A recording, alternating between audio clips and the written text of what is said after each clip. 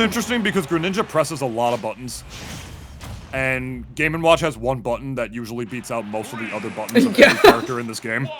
So it's going to be interesting to see if any of the buttons that he presses matter, or if Marcus's buttons are going to be better than Luminous's buttons. A button and a direction on the directional stick. But yeah, you can't forget that. That's also, it's a hard input. You have to hit up as well on the stick, and God knows that's difficult.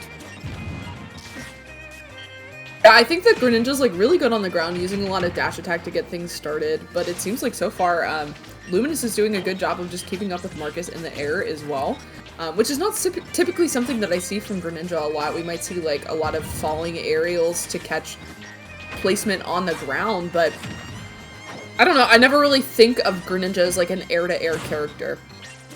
Whereas like that's Game & Watch's whole game plan. Especially with that Nair, it's such a good tool for like kind of smothering people and getting all up in their face just because of how big the hitbox is and how long lasting it is as well. Yeah, Greninja's airspeed is like, it's awkward, Emma, to say the least, because horizontally, like, he doesn't move through the air too good. Game & Watch definitely has him beat in that regard, but vertically, he has among the absolute highest jumps in the game. It's either the best or second to Falco, if I'm not mistaken. I always forget whose is better. But point is, that is where he thrives. Against Game & Watch, a character who's got uppy out of shield and usually is quite good at juggling, going for that and making sure you're high up towards the blast zone against this character can be a little scary if you're Game & Watch, so I imagine you really have to watch that positioning if you're the stick figure character against Greninja, lest he just jump up and get that crazy up air on you, despite it being not the most consistent move and sometimes easily able to fall out, which is why some people don't play Greninja as often as they used to. But on the ground, I feel like Greninja is really going to have to keep it poised against him, lest he get that uppy out of shield and just spell all sorts of trouble for him. For sure. Seems like a battlefield out here with how many of these bombs are being dropped. Just a lot of, like, hitboxes being thrown out that are going to make it really hard to approach as Greninja, but able to catch the up B with that up air there and taking the first stock. Really good stuff there to Luminous. Sitting at 151 though, so has to be careful. Okay. Even if he knew it was coming, what did I tell you, Emma? Yeah. Game & Watch loves to put him up in the air with that up B right there. Greninja has some of the best vertical movement in this entire game, as well as a kill option off the top. Game & Watch, it's kind of a bit of a matchup check for him in that regard. Not to say that the matchup is bad, but basically, Game & Watch can't play the matchup as similarly or even necessarily as easily as he can against a lot of the other characters in this game. Lest he just go too high towards the blast zone, just get up aired for it. It's a pretty scary position to put yourself in, and Marcus has got to be aware of that going forward.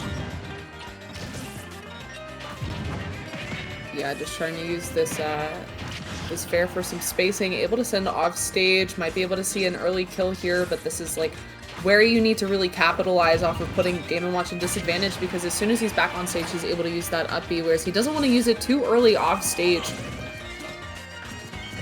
We're seeing a lot of like the neutral B from Greninja as well, but more charged up. Typically I see it only like uncharged, but it seems like Luminous is opting to use it despite a lot of the time Marcus using the bucket against it.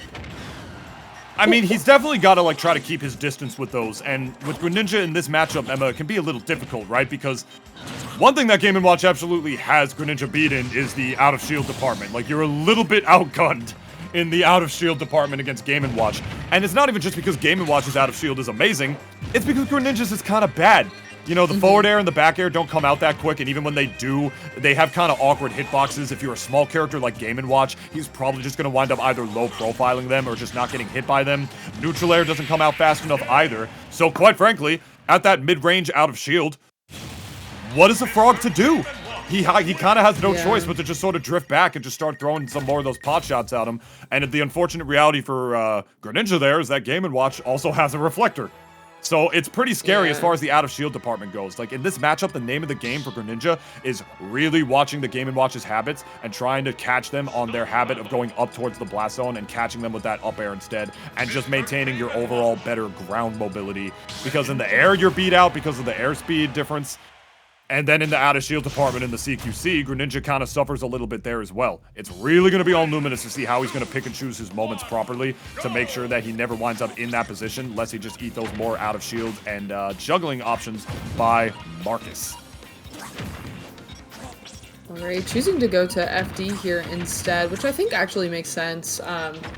if you're trying to cover a lot of Game & Watch's landings, especially if he's using that up B a lot, it might be a little bit more helpful, especially with how good Greninja is on the ground using that dash attack. Narrowly avoiding that down smash, have to be super careful about that, especially at these higher percents. It's such a good kill move. But, okay, able to use the landing there. Again, you just have to be super careful when you're landing on top of Game & Watch's shield, though. Just being able to use that up B out of shield is going to make it super hard for a lot of these approaches. But Greninja's grab is awful, so you don't really have a lot of, like, options to deal with it either. For sure. Yeah, it's just rough, even with no platforms on a stage like this, you know. Laddering is not necessarily out of the picture as well. I feel like for both these characters, platform mix-ups is not necessarily that important. Like, Greninja gets a lot of true damage without platforms. Game & Watch, of course, gets even more damage without platforms. He doesn't even necessarily need them to be able to get them with those uppies and up airs over and over again.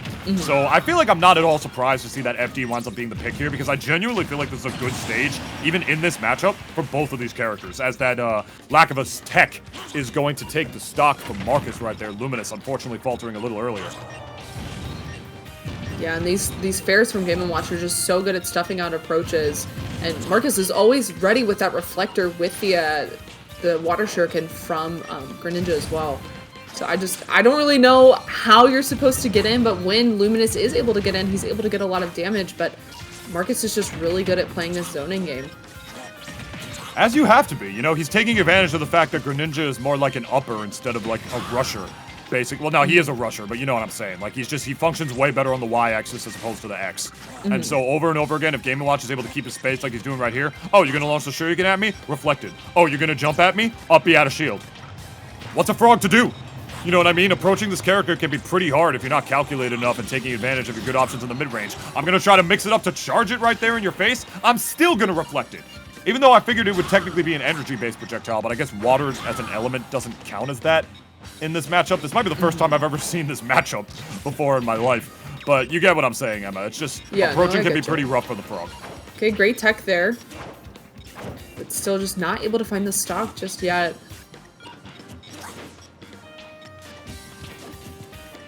Oh, I don't know what the answer is, because it seems like he's having really hard time figuring out this issue too, but I feel like using a lot more grounded attacks, like a dash attack, to try to get in might be helpful. But especially when Marcus is just so good about, like, flickering his shield and reminding you that that's an option that he can pick. But, like, not staying committed to it, so you're not able to, like, run up and get a grab just because it's so committal. Yeah, this just seems really, really hard here for Luminous. Honestly. And there's a hydro pump trying to launch back again, or the, geyser. It's just rough. Even then, you know, Game & Watch moves through the air like butter, so, like, how much does that even matter so much at the end of the day either? Starting to become even, I mean, no reason to not be a Game & Watch believer, but in this matchup specifically, I'm starting to think that the frog might have a frog in his throat, to be completely honest. This is rough on the way back in. You see him even, like, trying to utilize some more CQC mix-ups, like cutesy little things, like he's crouching a little bit, he's doing some crawling maneuvers in between to try to just really, like, mix up his speed for when he's going to go in, because if there's anything Greninja does have, he is one of the fastest characters in the game on the ground. So he's got that going for him, at least, if he is able to properly rush Game & Watch down, start mixing in some grabs. That might be the answer if he decides to just bait out like a Shoryuken, try to pop that out, and instead of doing that move, just rush in instead and get a grab on Game & Watch when he does that. But the opportunity to do that is fewer and farther between, because Greninja can't exactly cancel the water Shoryuken when he does that either. So it's like, that's a rough way, that's like a rough option to even try to get in as well. And so far, not a single stock taken in this game number 2 on the part of Luminous. Marcus looking poised to advance through winners if he keeps playing the way that he's doing. It does seem like whenever Luminous is going for the grabs, especially when Marcus is in the corner, he tries to dash back a little bit more, so maybe going for some overshoots might be beneficial. Oh, but just getting hit with the frying pan there. Is he gonna kill him off of that? Able to make it back, but you're sitting at 144, so yeah, this is a really rough situation. Yeah, he's already lapped him in percent on over 2 stocks. And now at this point, even if he does take the stock, we're already approaching the 2-minute mark at this point. So if Marcus keeps playing the way that he's going right now, just hanging back, looking like he's even trying to time him out at this point. Oh my god! Oh, I thought that was gonna kill off the top, off of the hydro pump. Sorry, with the bucket. I didn't mean to get too loud right there, but I thought he was going to kill him off of the momentum rush that he got off of that. I feel like Marcus is just toying with him at this point, but the F throw finally gonna do it. But this might be too late at this point, lest a miracle happens. Even if, like, Marcus is not able to get a single hit on him to get this stock, the way that he's playing right now, looking like he might even just be potentially going for the timeout. Minute and a half, man, this is 2 old stocks that he has to work with. And this is just proof that Marcus is not afraid to time you out if he has to. He doesn't have to when you're sitting at 188, but just taking his time, playing super patient, not trying to force anything to happen here. Going off stage, this could be an opportunity, but yeah, just Marcus able to up B back to the ledge and reset the whole situation.